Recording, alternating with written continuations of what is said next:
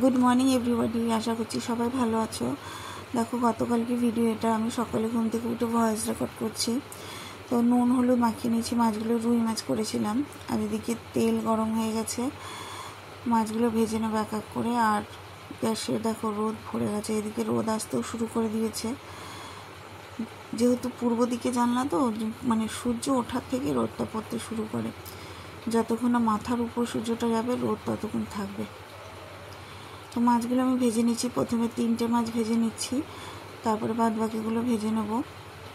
বৃহস্পতিবার আজকে আবার তাড়াতাড়ি রান্না করে পুজো দেওয়ার ব্যাপার আছে, আবার আমি বাইরে বেরোবো, কিছুটা ধুয়ে মুছে রাখতে হবে। আবার শুক্রবারে আমরা নিরামিষ খাই পুরো। তো দেখো মশলা রেডি করে নিচ্ছি, জিরে আদা কাঁচা লঙ্কা আর সর্ষে দেবো শুধু। আর এদিকে আলু কাঁকরোল আর পেঁয়াজ কেটে রেখেছি, একটা পেঁয়াজ। জানলা বন্ধ করে দিয়ে চিমনি চালিয়ে নিলাম।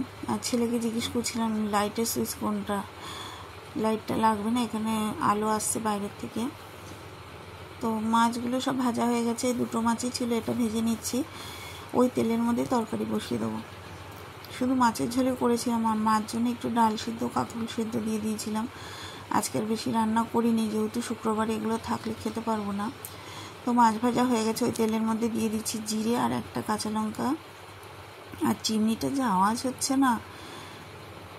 এবার যে সবজিগুলো কেটে রেখেছিলাম সব একবারে দিয়ে দিচ্ছি, আলাদা আলাদা করার সময় নেই এখন প্রায় 9টা বাজতে গেছে, 10 মিনিট বাকি।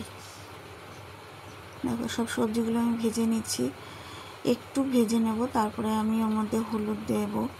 সব ভেজে নিচ্ছি, হলুদ দিয়ে ভাজা হয়ে গেছে। এবার দেখো পুরো লাল লাল করে ভেজে নিয়েছি আমি।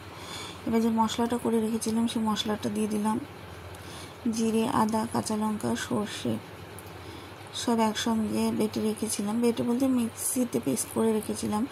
মশলাটা দিয়ে একটু ভাজার পরে আমি টমেটো ছিল, টমেটো দিয়ে দিলাম, একটা টমেটো ছিল দিয়ে দিলাম, শুক্রবারে টমেটো খাবো না। টমেটো দিয়ে ভাজার পরে নুন দিয়ে দিলাম পরিমাণ মতো। আর এপাশে গরম জল বসিয়েছি, আজকে গরম জল দিয়ে দেবো, তাহলে তাড়াতাড়ি হয়ে যাবে তরকারিটা। মশলাটা প্রায় ভাজা হয়ে গেছে, ভালো করে ভেজে নিয়েছি মশলাটা, একটু জল দিয়ে দিয়ে ভেজেছি যাতে পুড়ে না যায়। দেখো পুরো ভাজা হয়ে গেছে আলুর সঙ্গে মশলাটা ভালো করে। এবার এদিকে জল ছিল গরম জল বসানো, সেটাও দিয়ে দিয়েছি। এখানে ঝোলটা আমার ফুটে গেছে, আর বোঝা যাচ্ছে না, কালারটা খারাপ আসেনি, যে রোদের তাপটা পড়ছে। তবে জানলা বন্ধ করে দিয়েছি, অসুবিধা হচ্ছে। একটা আলু আমি ভেঙে ভেঙে দিচ্ছি। এবার মাছগুলো দিয়ে দেবো, দিয়ে খানিকক্ষণ ফুটিয়ে আমি নামিয়ে নেবো তরকারিটা। আর তোমরা সবাই আমার পাশে থেকো, যারা নতুন চ্যানেল আমরা খুলেছি, তোমরা সবাই যদি পাশে থাকো আমরা ভিডিও করতে উৎসাহ পাবো। আমার ছেলের অসুস্থ, সবসময় অসুস্থ থাকে, আমি নিজে কিছু করে ওর ট্রিটমেন্টটা চালাতে চাই।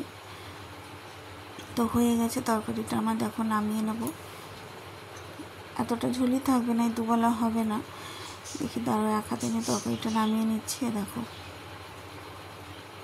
আর গ্যাসটা মুছে পরে ডাল সেদ্ধটা আমি বসাবো মার জন্যে। তো সবাই সুস্থ থেকো, ভালো থেকো। এই হচ্ছে আজকে আমার ফাইনাল লুক। আজকের মতো টাটা।